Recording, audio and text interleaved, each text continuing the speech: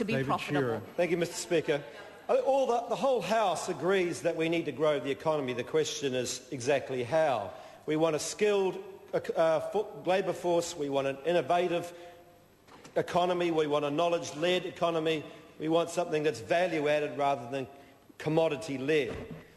This week, in the last few days, we've seen the colour of this government's real money when it comes to putting money behind research, development and innovation. The Primary Growth Partnership. This was the flagship of the government's real push for research behind agriculture and other commodities. What do we find? We find that the PGP, after 18 months of this government being in power, has yet to give out any money to our ag research, to our CRIs, to our universities. Yes, we've given about 3 or 4 million to greenhouse gas research, but we have not given anything else in this area. This is the most vital area of New Zealand's economy.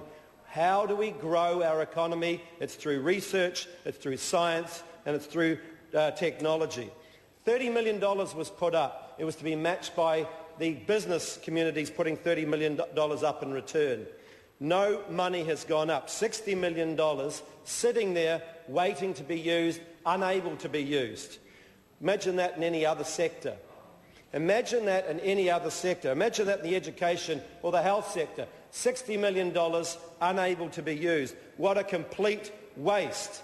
Here's what Andrew West says from Ag Research about that. There's been a lot of talk about extra money in the last few years, but there's been no serious allocation from the Primary Growth Partnership.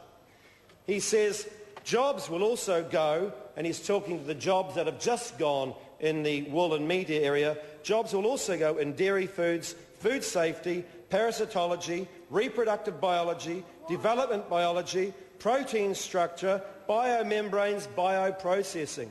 This is an appalling state of affairs. This is where New Zealand earns its living. This is where New Zealand has the competitive edge. This is where New Zealand is able to make its way out there in the world.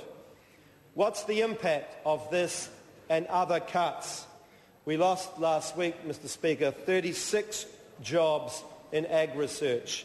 They were in the wool and the meat industry.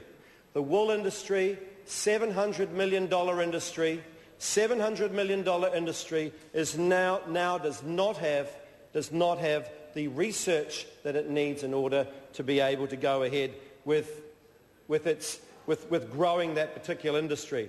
Elizabeth Tennant of the Textiles New Zealand says, it's not good enough to say that the farmers voted down their wool levy. This justifies destroying the innovation and research and development in the wool industry in which New Zealand has been a world leader.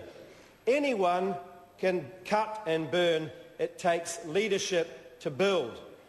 It takes leadership to build.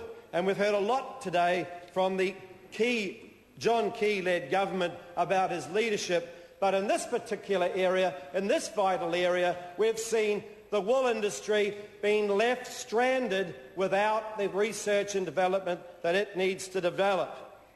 The future of the wool and the garment industry requires and relies on innovation, on design, in branding, marketing our natural, clean, green image. It relies on developing those quality textiles, the carpets, the type of lifestyle products that we are becoming famous for. That now has gone. That has disappeared as a result of the government cuts and the government inability to stand up and lead, and its inability to put money behind the wool research that the ag research desperately needs. This area, Mr. Speaker, has no leadership, has no plan, and we are about to see no money. Contrast that to the Fast Forward Fund that the Labor government put up in its last year of office. This was $700 million that was transferred into the government coffers. It was no fiction, as Mr English likes to point out. The fiction is the primary growth part.